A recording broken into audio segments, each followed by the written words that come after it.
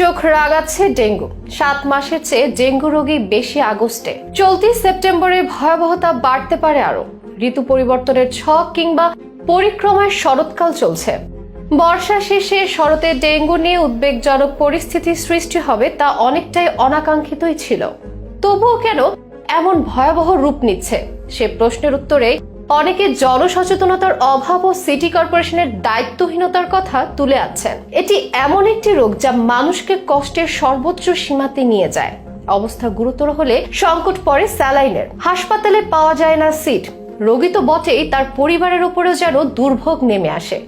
এদিকে আশঙ্কার খবর হচ্ছে গত বছরের তুলনায় এবছর আরো ভয়াবহ হতে পারে পরিস্থিতি। ডেঙ্গুর সংকট মোকাবেলায় এখনই প্রশাসনের পাশাপাশি জনগণের সতর্কতা জরুরি বলে মনে করছেন বিশেষজ্ঞরা। আগস্টে কেমন ছিল ডেঙ্গুর চিত্র? ডেঙ্গুর ফের চোখ রাঙানিতে দায় কার?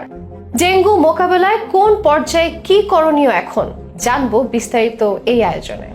আলাপ থেকে অনেকটা সরে যাওয়া ডেঙ্গু নতুন করে আবারও আলাপে। 2023 সালে বিশাল ভয়াবহতা দেখানোর পর এবছর আবারও চোখ রাঙাচ্ছে এটি। স্বাস্থ্য অধিদপ্তরের তথ্য বিশ্লেষণ করে দেখা গেছে চলতি বছর জানুয়ারি থেকে আগস্ট পর্যন্ত 8 মাসে ডেঙ্গু নিয়ে হাসপাতালে ভর্তি হন 12,841 জন। এর মধ্যে প্রথম 7 মাসে ভর্তি হয়েছিলেন 6,320 জন। তবে গত আগস্টেই ভর্তি হয়েছেন 6,521 জন। এমনকি গত মাসে বেশ কিছু জীবনও ঝরে গেছে এই রোগে। নানা সংকটময় অবস্থার মধ্যে দিয়ে যাচ্ছে দেশ। সংকটময় পরিস্থিতিতে সারা দেশের সিটি কর্পোরেশন পরিষদের চেয়ারম্যান, পৌরসভার মেয়র সহ জনপ্রতিনিধিরা অনুপস্থিত। ফলে মশা নিধনের কার্যকর উদ্যোগ থমকে রয়েছে। এই অবস্থায় চলতি সেপ্টেম্বর মাসে দেশ জুড়ে ডেঙ্গুর ভয়াবহতা আরো বাড়তে পারে। এটি এমন একটি রোগ যা মানুষকে তার জীবনের সবচেয়ে ভয়াবহ দিনগুলোর মধ্য দিয়ে নিয়ে যায়। অনেকে সেই ভয়াবহতা কাটিয়ে সুস্থ হয়ে ফিরলেও অনেকেই আবার তা পারেন না। এরই মধ্যে স্যালাইন সংকট, হাসপাতাল বা ক্লিনিকের সিটের সংকট।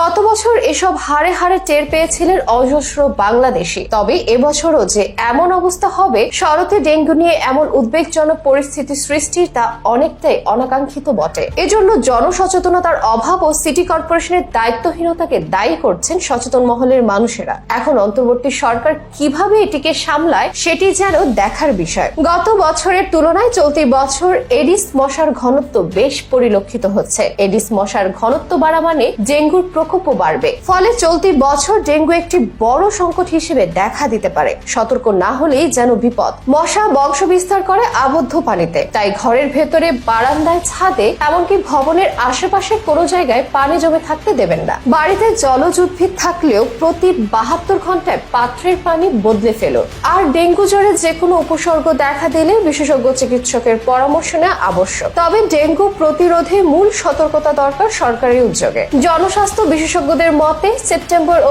অক্টোবরে ডেঙ্গু সংক্রমণ বাড়তে পারে। ডেঙ্গু প্রতিরোধে এডিস মশা নির্ধারণ কর্মসূচি যথাযথভাবে বাস্তবায়নে জোর দিতে হবে। এজন্য ঢাকার প্রতিটি হাসপাতালে পর্যাপ্ত শনাক্তকরণ কিট ও আইভি ফ্লুইড সরবরাহ করতে হবে। কেন্দ্রীয়ভাবে মজুদ বাড়াতে হবে যাতে কোথাও প্রয়োজন হলে দ্রুত সরবরাহ করা যায়। ডেঙ্গু প্রতিরোধে কার্যকর ব্যবস্থা গড়ে তোলা এখন সময়ের দাবি। সরকার এবং জনগণের সমন্বিত উদ্যোগই হতে পারে এই মহামারী থেকে সবাইকে সুরক্ষিত রাখতে।